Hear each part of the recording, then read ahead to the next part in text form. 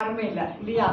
அதில் வந்து நம்ம ஆப்பிள் ஃபோன் கண்டுபிடிக்கிற பேர் எனக்கு அப்பப்போ ஸ்டீவ் ஜாப்ஸ் கரெக்டாக சொல்லிட்டேன். அவர் வந்து இந்த உலகத்துக்கு வந்து ஒரு கூற்றை வந்து பதிவு வச்சுட்டு போனார். என்னன்னா, நீங்கள் வந்து உங்கள் வேலையை செய்கிறதுக்கு டிரைவர் வச்சுக்கலாம், அசிஸ்டன்ட் வச்சுக்கலாம், எல்லாரையும் வச்சுக்கலாம். ஆனால் அவங்க ஆரோக்கியத்துக்கு நீங்கள் தான் பொறுப்பு, நாம தான் பொறுப்பு. அவர் வந்து பார்த்தீங்கன்னா 40 வயதுலேயே இறந்து போயிட்டாரு. இறக்கும்போது கோடிக்கணக்கான சொத்துக்கு அதிபதி. ஆனால் அதை அனுபவிக்கிறதுக்கு அவர் உயிரோடு இல்லை. அவர் என்ன சொல்கிறாரு, நான் நிறையா வாழணும்னு ஆசைப்பட்டேன், ஆனால் வாழ முடியல.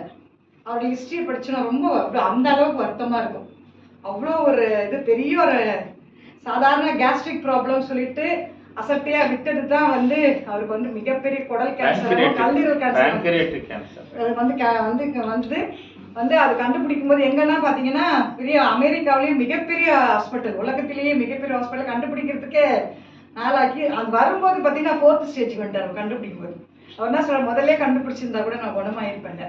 அதனால வந்து இதுதானே நம்ம அசட்டையாக விடுற விஷயங்கள் தான் வந்து மிகப்பெரிய பூதாகரமாக மாறுது. டிசி ஜெயா சொல்றது அதுதான், மேக் இந்தியா ஹெல்த்தி அண்ட் வெல்த்தின்றாரு. முதல்ல இன்னைக்கு அவர் மாற்றி சொல்றாரு, இன்னைக்கெல்லாம் ஆரோக்கியத்தை கொடுங்கன்றாரு. இந்த பொருளை பயன்படுத்துறது மூலமா ஒரு குடும்பத்துக்கும் ஆரோக்கியத்தை கொடுங்க. இன்னைக்கு நாங்கள் அதை தான் அனுபவிச்சுக்கிட்டு இருக்கோம். இங்கே வந்திருக்கு நிறைய பேர் அதுதான் வந்து வேலை சார், நானும் அதுக்கு எல்லா லீடர்ஸுமே அதுதான் அனுபவிச்சுட்டு இருக்கோம். சொல்லிட்டு வாய்ப்புக்கு நன்றி.